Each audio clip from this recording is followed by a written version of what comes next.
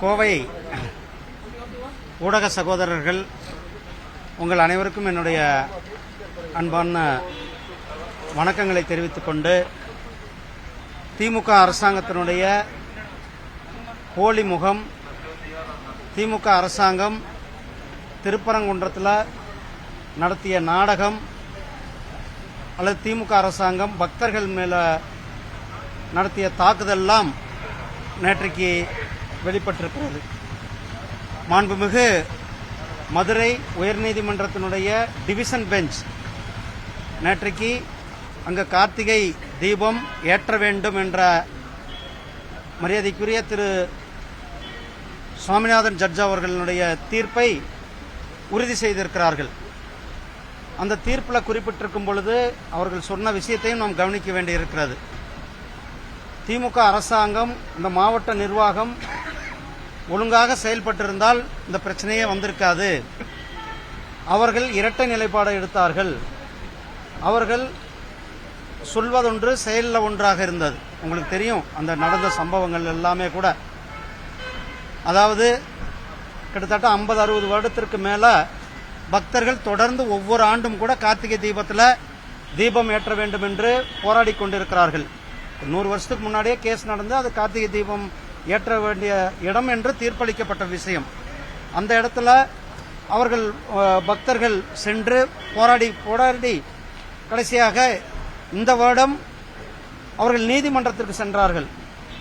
மாண்புமிகு சென்னை உயர்நீதிமன்றத்தினுடைய மதுரை கிளை நீதியரசர் திரு ஜி.ஆர். சுவாமிநாதன் அவர்கள் ஒரு வரலாற்று சிறப்புமிக்க தீர்ப்பை கொடுத்தார்கள். அந்த தீர்ப்பில் பக்தர்களுக்கு உரிமை இருக்கிறது, பக்தர்கள் அங்கு சென்று சாமி கும்பிட வேண்டும் அல்லது கார்த்திகை தீபம் ஏற்றுவதற்கு அனைத்து உரிமையும் இருக்கிறது என்பதை வலியுறுத்தினார்கள். ஆனால் அரசாங்கம், அந்த மாவட்ட நிர்வாகம் எந்தவித நடவடிக்கையும் எடுக்கவில்லை. அதன் பிறகு அவர் கண்டெம்ட் கோர்ட் போடுறாங்க. அப்பயும் அவங்க எந்தவித நடவடிக்கையும் எடுக்கல.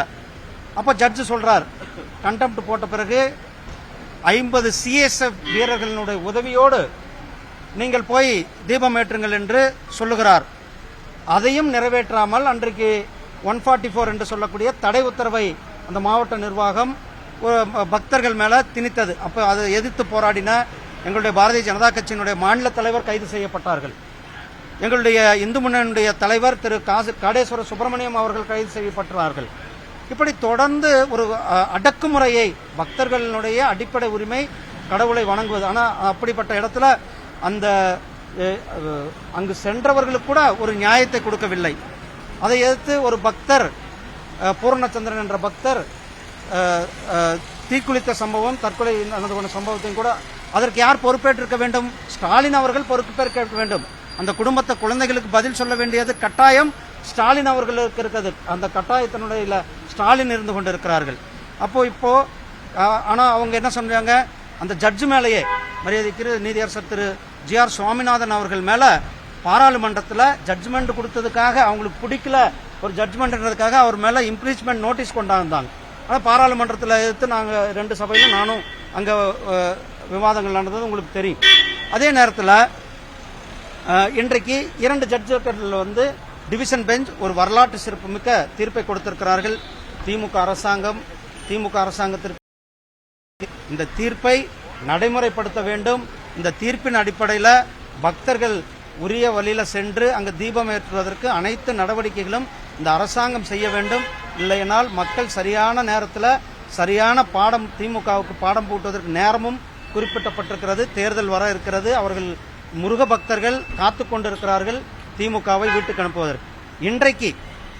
இன்றைக்கு திருப்பூர் மாவட்டத்தில் எங்களுடைய இந்து முன்னணியினுடைய மாநில தலைவர் திரு காடேஸ்வர சுப்பிரமணியம் அவர்கள் அங்கு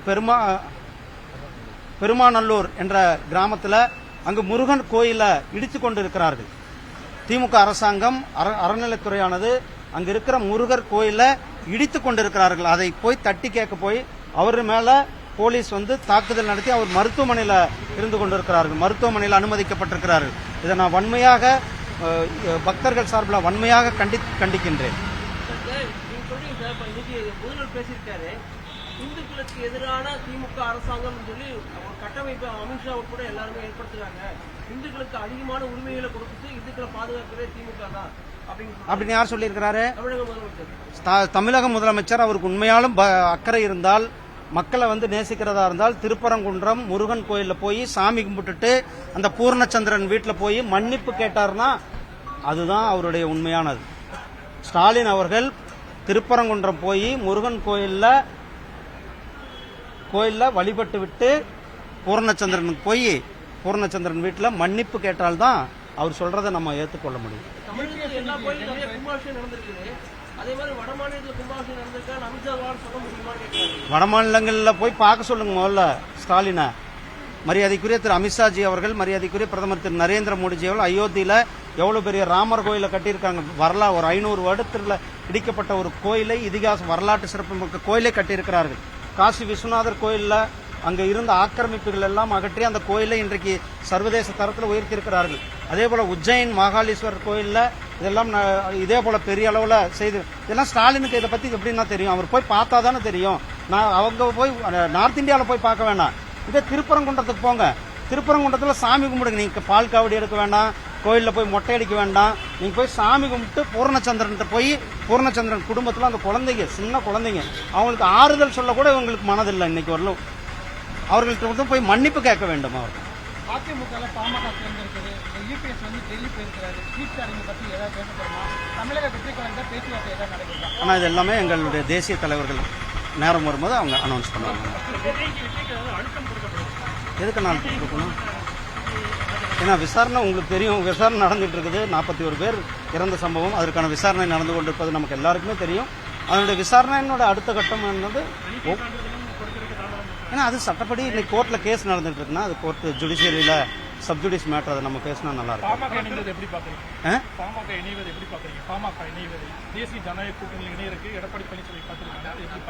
ஆனா அது ஏற்கனவே எங்க தேசிய ஜனநாயக கூட்டணியில தானே இருக்கிறாங்க. அதான் நான் ஏற்கனவே இருக்கிறார்கள். நாங்க 2024 பாராளுமன்றத்தில் இணைந்து நாங்கள் பாராளுமன்ற தேர்தலை சந்தித்தோம். அவர்கள் இருப்பது எங்களுக்கு இன்னும் ஒரு கூடுதல் பலத்தை கொடுக்கும். அதான் அவருக்கு ஒரு திமுக செய்யறதெல்லாம் பிடிச்சிருக்காது. பக்தர்களுக்கு எதிராக திராவிட முன்னேற்ற கழகம் செயல்பட்டு கொண்டிருக்கிறார்கள் என்பது. நன்றி அண்ணா.